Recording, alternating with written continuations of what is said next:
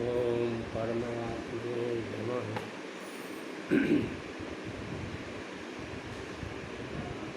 बुद्धि निरूपणम।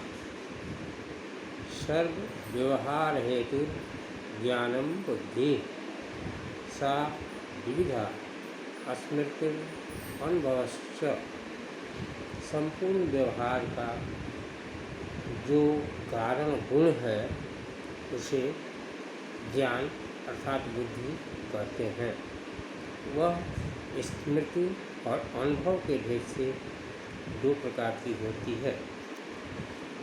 24 गुणों में बुद्धि 16वां गुण है। बुद्धि ज्ञान से ये पर्यायवाची शब्द हैं। इनका लक्षण बता रहे हैं कि सर्व व्यवहार हेतु घट पट माता पुत्र इत्यादि जो व्यवहार अर्थात शब्दों का प्रयोग और सभी आहार विहार आदि सभी व्यवहार का जो असाधारण कारण है उसे बुद्धि कहते हैं। बुद्धि अर्थात ज्ञान के बिना शब्दों का प्रयोग संभव नहीं है। अतः बुद्धि शब्द प्रयोग और व्यवहार का असाधारण कारण है। अर्थ बुद्धि शब्द रचना अर्थात शब्द को हृदय में धारण करके ही शब्दों का प्रयोग किया जाता है। इस न्याय के अनुसार सबसे पहले अर्थ का ज्ञान और उसके बाद तदनुरूप शब्द का प्रयोग सभी व्यवहार ज्ञान पूर्वक ही होते हैं। अब यहाँ शंका होती है कि जब बुद्धि और ज्ञान ये पर्यायवाची हैं तो मूल में दोनों शब्दों को क्यों दिया गया?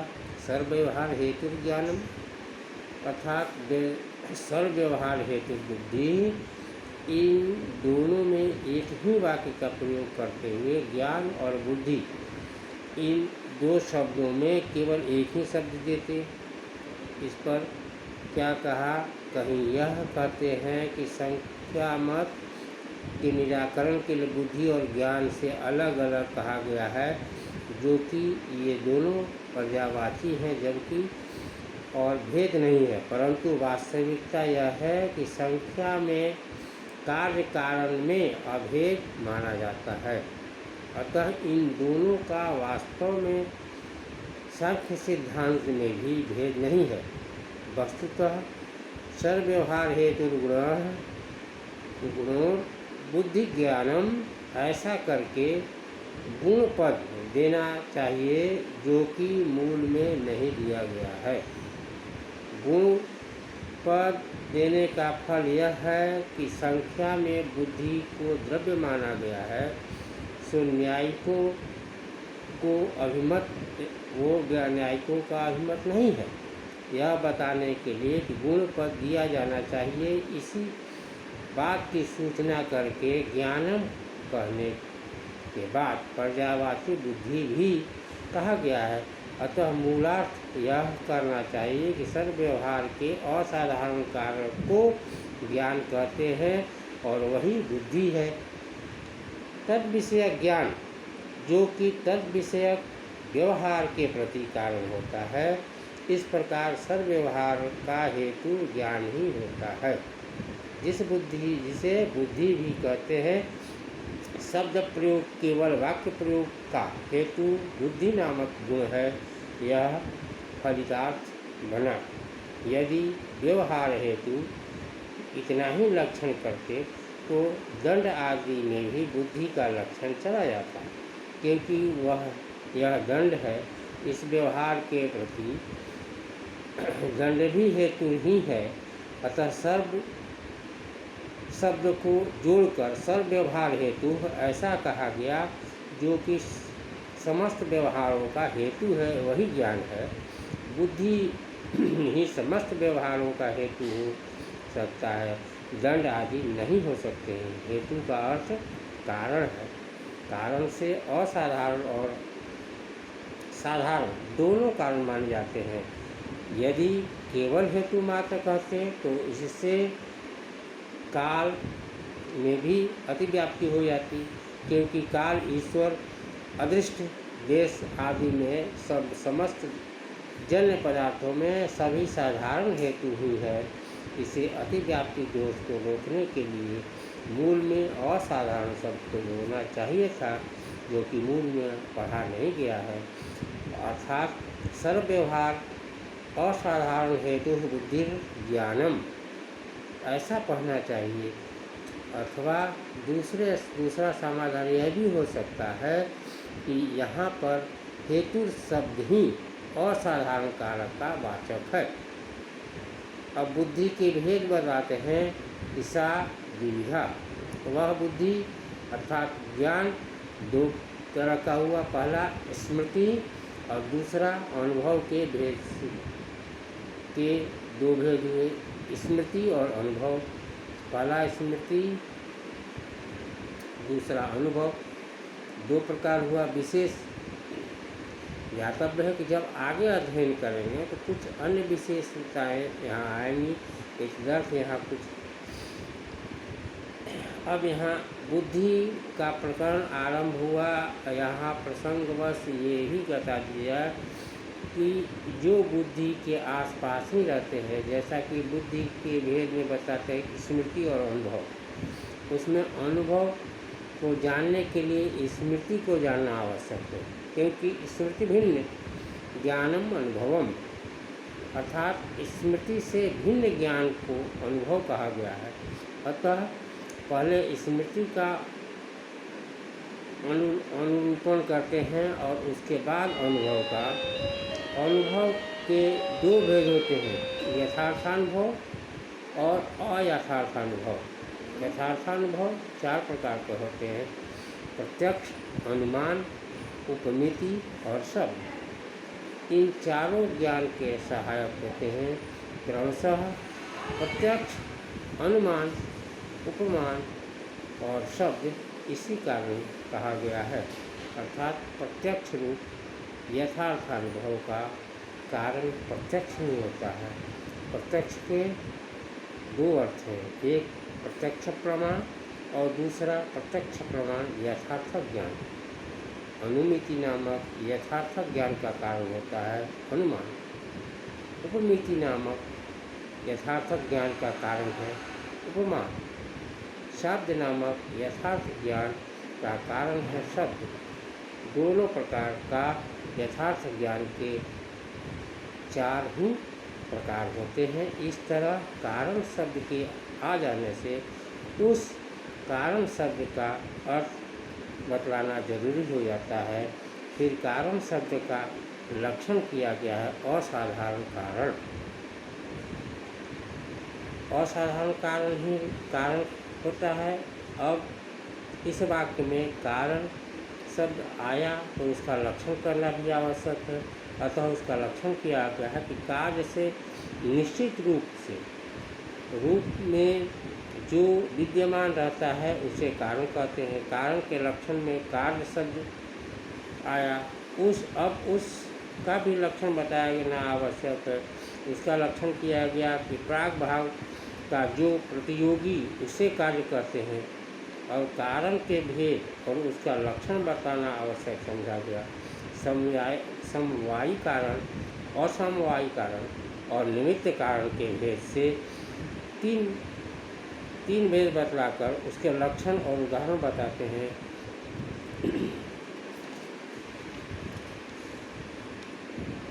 प्रत्यक्ष, अनुमान और उपमिति और शब्द, ये उस बुद्धि अर्थात यथार्थ अनुभव अथवा यथार्थ ज्ञान के ही भेद हैं। जब प्रत्यक्ष ज्ञान की चर्चा आई है तो वह प्रत्यक्ष कैसे होती है, यह बात ग्रंथकार को आवश्यक हो गया है। अतः पहले प्रत्यक्ष ज्ञान का कारण प्रत्यक्ष का अनुरूप करना आरंभ कर दिया, और इससे पहले बताया गया प्रत्यक्ष ज्ञान यानी प्रमा का ज्ञान रूप कारण होता है।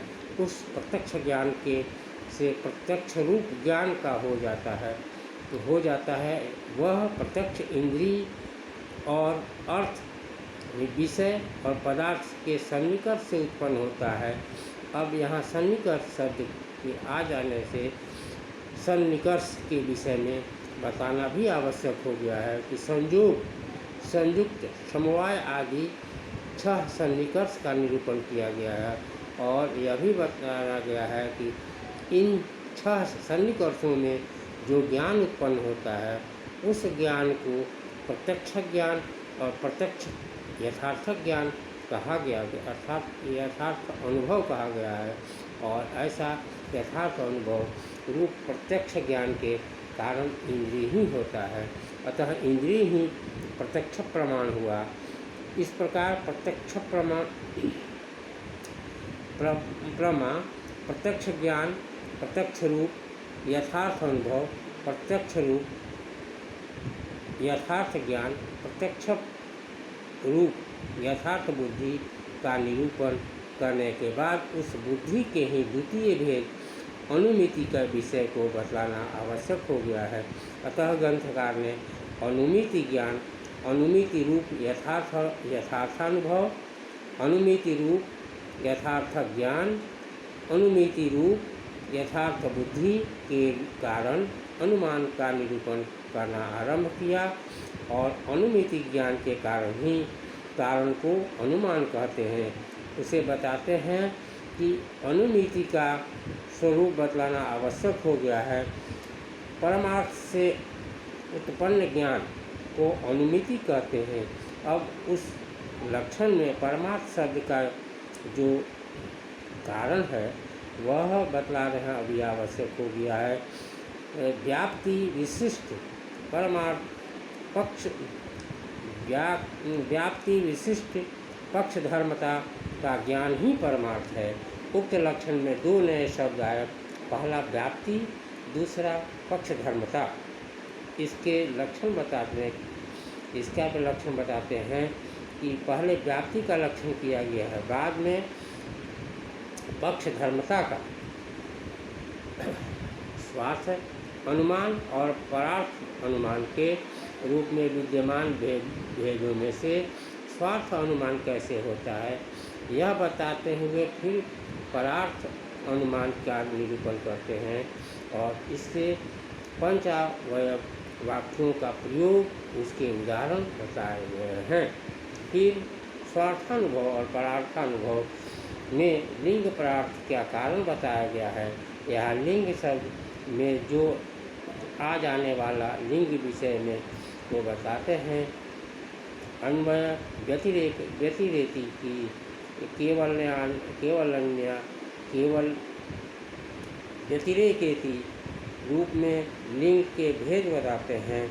फिर पक्ष धर्मता शब्द में प्रयुक्त पक्ष शब्द क्या कारण, पक्ष, सपक्ष और विपक्ष का ज्ञान आवश्यक हो गया है, यह भी ग्रंथकार ने बताया है। पंच अवयव वाक्य की चर्चा आगे करते हैं। प्रतीक्षा हेतु उदाहरण उपनय और विनियमन ये भी पंच अवयव वाक्य हैं। द्वितीय वाक्य हेतु है जो अनुमान में विशेष महत्व रखता है और हेतु का सत हेतु होना आवश्यक है। सत हेतु में यथार्थ ज्ञान हो सकता है, यदि हेतु ही दूषित हो जाए तो यथार्थ ज्ञान नहीं हो सकता है। कुछ ऐसा लगता है कि एक ही दृष्टि में हेतु जैसा जानते हैं किंतु हेतु नहीं होते, उनमें से कई दोष विद्यमान रहते हैं अर्थात दूषित रहते हैं, तो ऐसे हेतुओं के हेत्वाभास कहा जाता है। अतः निर्दोष हेतु के जाने के कारण हेत्वाभास को जानना भी आवश्यक हो जाता है। इस तरह ग्रंथकार हेत्वाभास और उसके लक्षण को उदाहरण बताते हैं। और द्वितीय यथार्थ ज्ञान अनुमिति के कारण अनुमान का प्रकरण को भी पूरा किया। इसके बाद तृतीय पदार्थ ज्ञान उपमिति का निरूपण किया गया है। जैसा कि अनुमिति रूप यथार्थ ज्ञान का कारण अनुमान होता है, उपमिति रूप यथार्थ ज्ञान का कारण उपमान होता है। तर्क संग्रहकार ने बहुत कम शब्दों में उपमान परिच्छेद को पूर्ण किया है। इसके बाद चतुर्थ यथार्थ ज्ञान शब्द की बारी आती है। शाब्द ज्ञान के कारण शब्द आता है और यह बताया गया है कि कैसे शब्द शाब्द बोध का कारण होता है, जिसके जिज्ञासा शब्द का निरूपण किया गया है और शब्दों के समूह के कारण वाक्यार्थ के हेतु आकांक्षा योग्यता सन्निकर्ष वाक्य के लौकिक और वैदिक भेदों से वाक्यों में पूर्ण प्रमाणत्व लौकिक वाक्यों में भी आप्त वाक्य की प्रमाणकता इत्यादि बताते हैं। इस तरह बुद्धि के अवान्तर भेद यथार्थ ज्ञान का प्रकरण भी पूरा हो जाता है और इसके बाद अवशिष्ट खंड में उसी बुद्धि के द्वितीय भेद अयथार्थ अनुभव का निरूपण किया गया है और इस तरह बुद्धि का प्रकरण पूरा होता है और शेष गुणों में सुख दुख प्रयत्न धर्म अधर्म संस्कार का निरूपण होता है।